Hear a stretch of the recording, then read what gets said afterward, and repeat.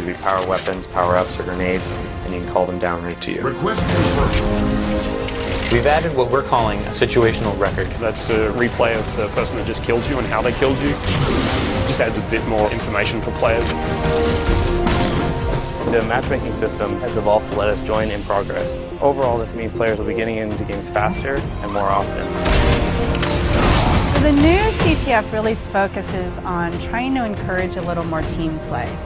In the past, there was a lot of dropping of the flag and changing of roles. Now when you pick up the flag, Carrying flag. You're 100% committed, and at that point, your role is now to deliver that flag. your HUD will change to tell you exactly where the deliver point is. Flag capture. Everybody can see exactly what it is that they're supposed to do. If you don't have the flag, then you'll still get points for helping your flag carrier, driving him around, assisting him, saving his life, returning your own flag, defending your flag against the enemies. It's a much more intense experience for all of the players. Enemy team scored.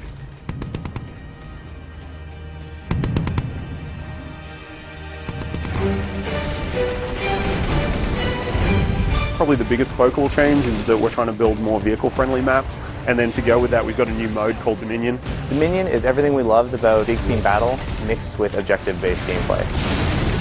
You have lots of vehicles, big power weapons, large maps, but now there's bases. As you reinforce the bases, then shields will come up, or you'll be able to activate turrets to kind of reinforce those locations. It's kind of like territories, but with a little bit more of a twist. Territory control. One of the biggest challenges was trying to get vehicle and infantry play to work really well on a large map that had a lot of interior space.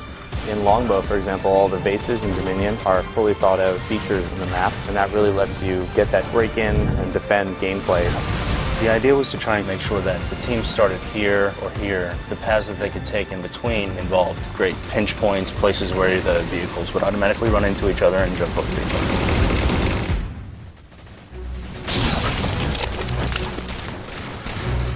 Whenever we start a space, we need to concentrate on a few key things. One is that there's distinct landmarks everywhere you look, so you can orient yourself and you never get lost while you're playing. Two is that whenever you're moving from location to location, if you're jumping across a gap, that none of those jumps feel frustrating. So, for instance, floods are a replacement for infection, and players have higher jump height.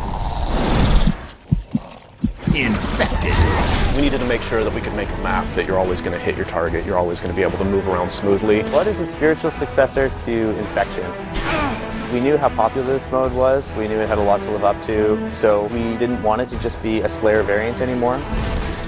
The ground up, it's a new script, it's its own mode now. And now when you're Flood, you get this new character model, you get a big claw, which you can completely slice the survivors in half with. If you look at the model, there's a set of fingers gripping the top of it. The idea being kind of been an explosive growth. As soon as they get infected, it just kind of pops out of them. There's like little teeth inside now. Survivor. In addition to all of the new elements that we're adding to Halo 4 multiplayer, we're bringing back and improving a bunch of old favorites. We're bringing back King of the Hill and Oddball. With Oddball, we also want to incorporate all the elements of our new scoring system. We're looking for ways to make it a team-based experience like never before. Instead of just running away and hiding, now players get points for passing, catching, intercepting the ball. It completely changed the landscape. We're working with Certain Affinity to build content for multiplayer. It's a pretty huge undertaking. Certain Affinity's been a great partner to 343 for many years. They worked with us on the Defiant Map Pack and Halo Anniversary. For Halo 4, they helped us with a bunch of multiplayer and Forge maps. And one of those maps will have a Griffball court in it. Gain the lead.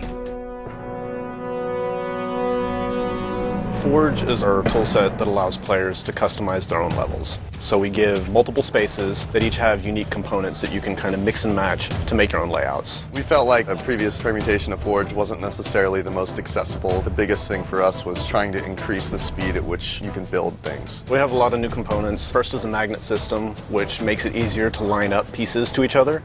You see these little guys over here. These are hand-placed magnet points. Based on these points, you toggle it in the game, and you can actually snap pieces together. Another thing that we have is the duplicate object tool. So if someone has a crazy idea, you can just place something. Oh, I have a mongoose. I can make 6 more of those. Whenever you exit your editing mode, you'll end up seeing shadows cast on the pieces that you placed. I can place a block sort of anywhere I want, and they'll just sit there. There'll be no shadow on the ground. It'll look kind of like it's floating, even though it's actually quite close to the ground. But then if I turn the lighting on, boom, you instantly get a shadow there. There's going to be things out there where we just end up scratching our heads being like, how did someone do that?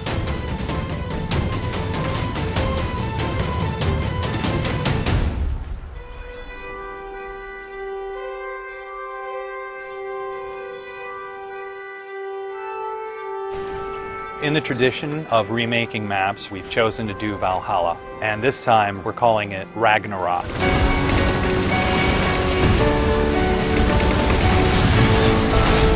It is almost identical to the original layout of Valhalla.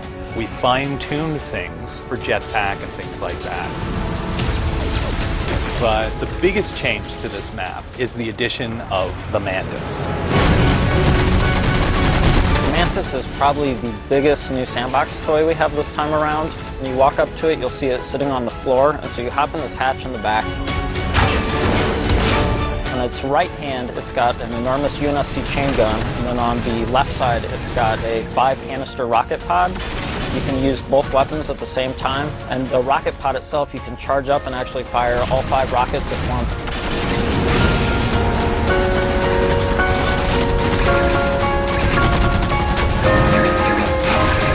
The other thing that's really sweet with it is it has a melee stomp.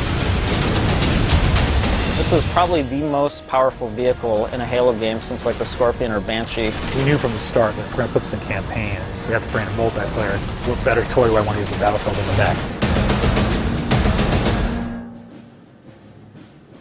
When you look at Halo's audience, you've got a group of players that really gravitates towards campaign, and then another group of players that really gravitates towards multiplayer. The idea of knitting together the narrative and this gameplay experience was the genesis of where Spartan Ops came from. The narrative thread through Spartan Ops is absolutely huge. 6 months after the events of campaign are over, the crew of the Infinity is going down to investigate Requiem. Some of the old hands here know what you're in for.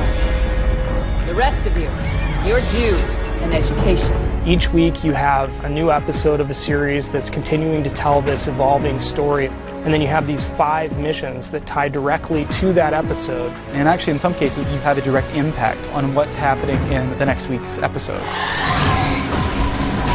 Don't relax yet. You've got more hostiles headed your way. There are both creative challenges and production challenges. One is it's just a huge amount of content. We have, 50 missions that we're developing over the 10 weeks of the Spartan Ops season. We only have this much space, we only have this much RAM, we only have this much bandwidth. So we had to do a lot of technical trickery so that everything that we wanted to accomplish was able to happen. We want you to feel invested as part of the story. We wanted players to feel like they're accomplishing something. You rise up through the ranks, and once you get up to 50, we have what are called specializations. Specializations are kind of the end game for your Spartan career. Each specialization has an armor set, a bunch of emblems, an armor skin, and probably the biggest thing is that you can also unlock an extra armor mod. You can actually have a little gameplay item. Are you a vehicle guy? Are you a sniper? Are you someone who wants to level up faster? We actually have a mod that lets you earn XP a bit faster. It's more about specializing how you play at that point rather than the core gameplay mechanics being modified. So all the choices that you're making carries into the Spartan Ops experience. I'm going to tune in every week. We'll experience a story together for the first time as friends, and then we'll go play together as friends. And so this sort of new version of the water cooler. Spartan Ops will be one of those pinnacle moments for us in the franchise of creating new expectation for gamers and really delighting people with just great new functionality.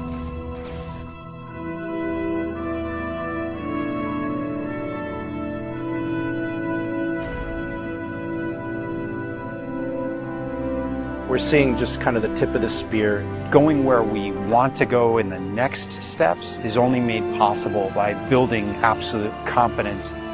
A hero is someone who takes action even though they have something to lose. You gotta have the gumption. You gotta have the confidence to go after it.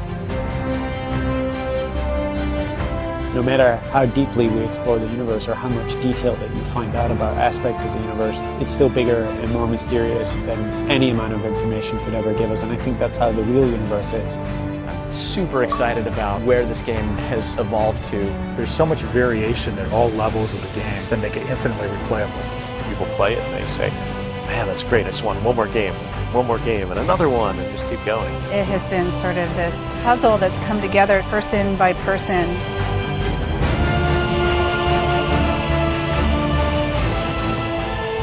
To me, that's the most fun thing, is seeing people play it, enjoy it, have fun. And it just started with that single spark, that single sentence from one designer to another.